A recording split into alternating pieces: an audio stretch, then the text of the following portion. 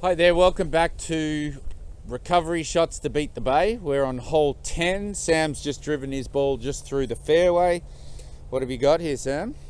So we've got a little bit of a block shot here. We've got a few trees, but luckily I've got a little bit of a gap. Yep. The flag's middle of the green, but we know we've got that bunker kind of front right. Yeah, which we can't see from here. You can't see it from here, hidden by the mounds. But from here, I'm going to try and look to play towards kind of the front left part of the green, and I'm going to try and shake the ball a little bit with the hole. So I think get it running up. Yeah, a little bit lower, again, to avoid the trees. And wherever possible, you want to try and visualize these kind of shots. You want to see the shot before you can hit it. So I'm thinking front of the green, just a little bit of fade onto that ball. Okay, here we go. So again, want to start towards the front left corner of that green. And you just want to have good face control on these shots. So when I set up to this golf ball, I'm going to get myself quite sturdy. I've got a 6-iron here. Probably a little too long if I was to play it full. So I'm going to just knock it down just a fraction. And I'm just going to have a little bit of weight onto that left side to keep that ball down just a tiny bit. What are you thinking, like 3/4? Yeah, 3/4. I'm just going to hold that face open a little bit through the shot. Okay. I'll stand just a fraction open here as well.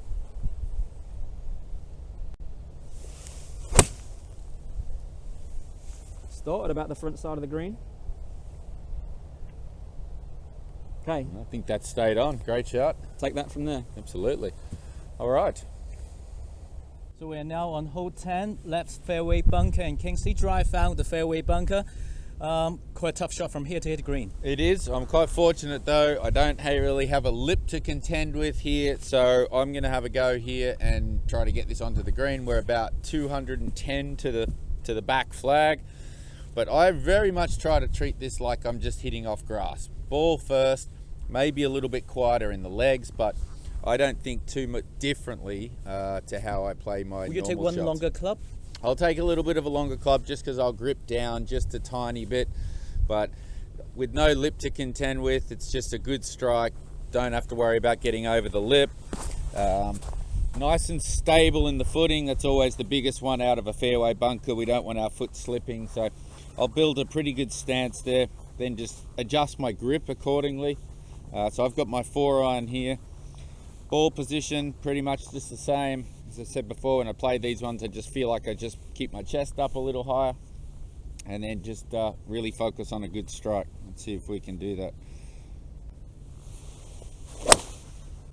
All right, great shot. Bit of draw. And that might have found the green.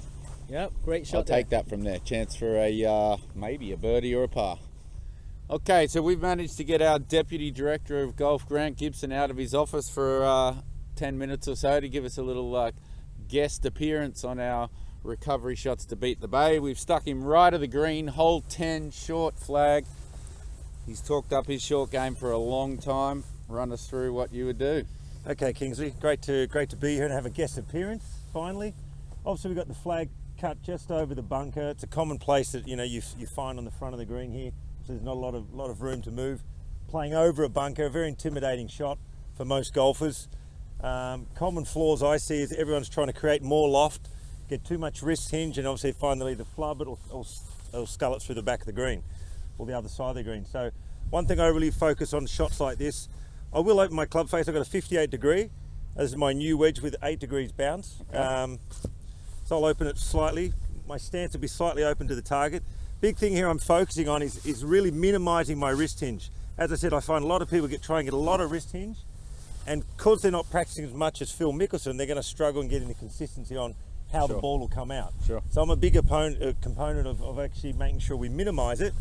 So let's just do a few rehearsals. I'm always going to do 2 to 3 practice swings just to get a feel of the actual swing I'm trying to make with the shot. So the wrists are remaining fairly firm, but the hands are staying fairly. So let's give it a go here and see how it can go. Ooh, I'm glad that didn't hit the bucket. We wouldn't have Not bad, be not hearing bad. that for a long time. The big thing there is Good shot. I'm really trying to minimize my wrist hinge there, let the club face do the work, and the result's okay. Nice, thanks for joining us. Thank you.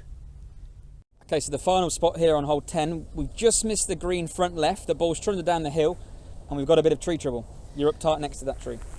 Yes, my stance, my backswing, and